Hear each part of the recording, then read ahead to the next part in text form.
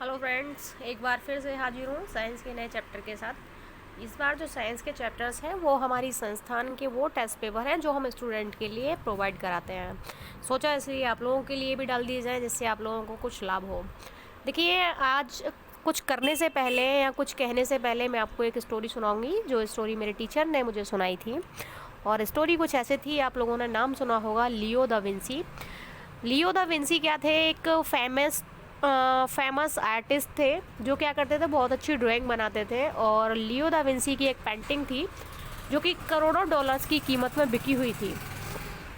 इसीलिए लियो da Vinci को, यानी कि आपका मोनालिसा, आपने डायग्राम सुना होगा, एक जो पेंट या ड्राइंग वगैरह में इंटरेस्ट रखते हैं, या फिर आप लोग भी मोनालिसा के बारे में सुना होगा आप लोगों ने। तो मोनालिसा की जो पेंटिंग है उसके पेंटर थे लियो विंसी। वो वर्ल्ड फेमस पेंटिंग है मोनालिसा की। मोनालिसा के अलावा उन्होंने एक पेंटिंग और बनाई थी, और जब उस पेंटिंग को एग्जीबिशन में लगाया गया तो उस पेंटिंग को समझने वाले या फिर कला की बारीकियों को समझने वाले एक व्यक्ति ने विंसी से कुछ सवाल किए उस पेंटिंग के विषय में। तो उन सवालों पे हम चर्चा कर लेते हैं एक बार।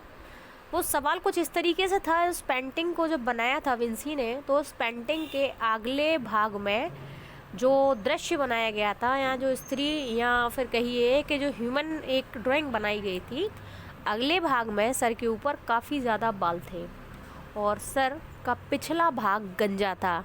एक तरीके से कह सकते हैं वर्तमान में जो हेयर स्टाइल कटिंग चल रही है उस तरीके की कटिंग मान के चल सकते हैं हम लोग।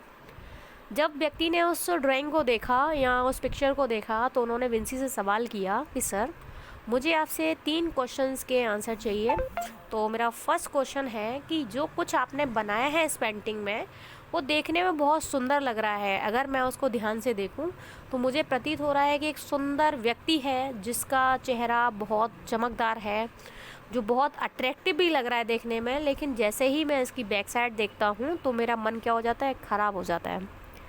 तो जो पेंटर थे लियो दा विंसी, तो विंसी ने उनसे कहा कि देखिए, जो दृश्य मैंने बनाया है वो आपका समय की प्रतिमा है। समय, जी हाँ, टाइम, यानी कि ये समय है।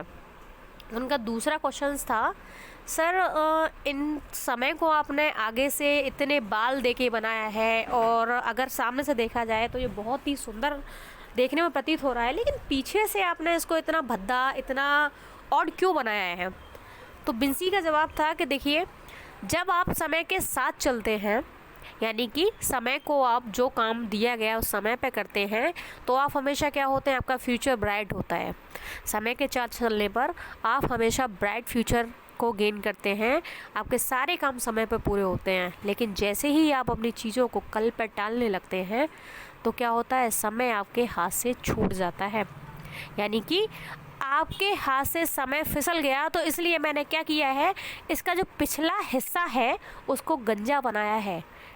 आप कितनी भी कोशिश कर लीजिए, सारी दुनिया की दौलत आप दे दीजिए, लेकिन समय एक बार आपके हाथ से चला गया तो आप इसको दोबारा से कभी भी वापस नहीं ला सकते। तीसरा क्वेश्चन उस व्यक्ति का था कि सर, आपकी दोनों बातें मुझे समझ में आ गई, तो हमें करना क्या चाहिए, समय को कैसे अपनी मुट्ठी में करना चाहिए?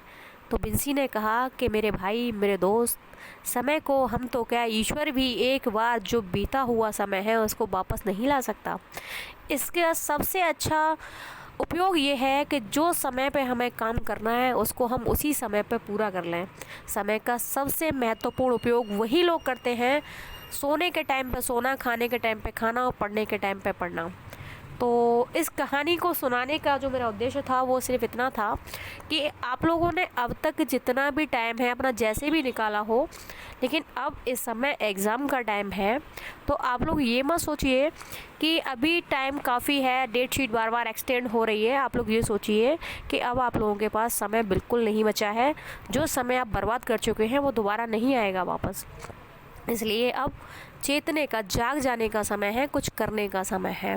तो बस आप लोगों के लिए ये मैसेज था कि आप लोग जितना ज़्यादा हो सके अपने समय का यूटिलाइजेशन कीजिए, अधिक से अधिक उसे पढ़ने में लगाइए।